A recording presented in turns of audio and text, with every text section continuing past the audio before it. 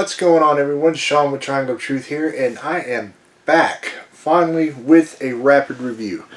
So, this week I'm here to talk about a series that's been comics, but it started out as a TV show, and I've been a fan of it ever since I was a kid back in the 90s, and that is Power Rangers Ranger Slayer #1. So this whole thing takes place after the Shattered Grid event with Lord Drakkon. And basically this starts out as Kimberly, who was the Ranger Slayer under mind control of Lord Drakkon, is now free. She's on her own.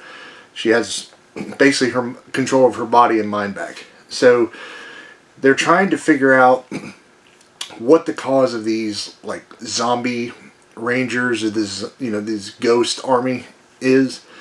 And so she's trying to seek out the help of her former friends that she betrayed while she was under mind control. The old Rangers that do not have coins and power anymore. So you mainly see Zach, Aisha, and Trini. And for me, it's nice to see Trini again because, really, until I got into the comics, she was gone because the character themselves kind of passed away, so they were never really able to resurrect her, back in the day. But anyways, that's a story for another time. And obviously, once she finds them, they're very hesitant to want to help her.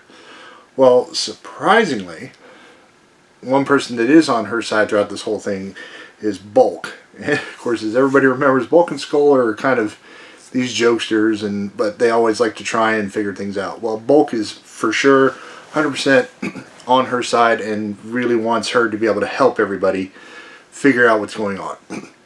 So after they have obviously a rocky meeting and whatnot, they finally all agree to work together and go to the old command center, which is apparently where the source of this army apparently is coming from. They just don't know what's going on because anybody who goes there has never come out. And so when they get there, they're trying to figure out how to get in and this and that. Well, to use a distraction, Bulk and Kimberly have what they call the Grave Zord to kind of just mount some kind of distracting attack, which then allows Zach and Trini to go inside. Well, what they find inside is that somehow Rita Repulsa has been resurrected and basically is now in a ghost form and has been building back up her power to full strength. I'm not going to tell you how she was resurrected because I want you guys to read the issue and find that little plot twist out for yourself. But nonetheless, she betrays the person that has resurrected her and has promised to wipe out not only all of Drakkon's army, but she's going to remake Earth in her image. So to prepare for this, Kimberly and all the other old Rangers go to Lord Drakkon's fortress, where Scorpina has actually been in charge because Drakkon has actually disappeared and nobody knows where he is. So she's in charge of everything right now. And they try to convince her that, we need to work together to fight Rita, because if not, she's going to take out everybody and then they're all screwed. So they have a little tit for tat, they're arguing, blah, blah, blah. They finally somewhat agree to this because the army, or at least they have like a Red Ranger Sentry type thing going. They refuse to kill Kimberly because they're loyal to her. As far as they know, she is the rightful heir to the entire thing behind Drakkon. So when they refuse to do this, they basically realize they don't have much of a choice but to work together.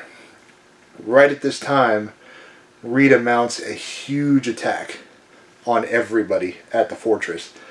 So the next several pages is this big, amazing fight scene and whatnot in battle that they just show, and you get different parts, different people talking to everybody. You see Rita and Scorpina have this little moment where, Scorpina tells her that you're not the Rita that I remember, and proceeds to, Rita basically proceeds to take Scorpina and just smash her into the ground. And they're basically losing because Rita, of course, she still has the "make my monster grow" thing. It has a giant zombie Goldar that is basically just wrecking shop. Kimberly, at this point, asks for Finster 5, I guess is their little evil Alpha 5 robot, if their little surprise is ready. Well, apparently what the surprise is a giant Lord Zed type Zord thing that comes in and basically evens out everything. And in all of this, Kimberly and Scorpina managed to get close enough to Rita to, I'm not entirely sure what happened. Whether they killed her or they got her in some kind of like talisman. It was one of those where it confused me a little bit. But either way, they managed to get her taken away, and then with her gone, the entire army basically disappears, because without her, they can't be conjured, etc., etc. And that is, that basically is where all the fun and the action ends. But in this, they realize that there's still more to do, and for now, they decide to name Kimberly as the new king, take the throne, type deal, to lead everybody, because the soldiers are loyal to her, so it keeps them in line. But Scorpina and Finster still plan on doing a little backdealing and strategizing to obviously try and do something down the road. And that's basically where I'm going to leave you with issue 1. I'm excited to see kind of where the whole series is going to go.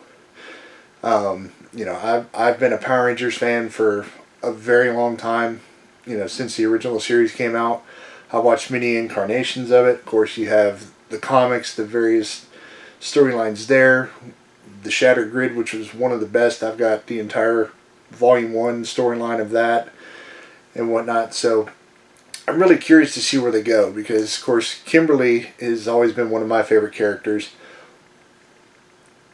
in general, because at least in the comics they've expanded and really made her this huge character that a lot of people maybe, of course, when you watch some of the series and whatnot, they don't take her as seriously. So it's nice to see this as a focal point and whatnot. So I'm hoping that the storyline ends up being really good. And what I plan on doing is I'll read the next few issues.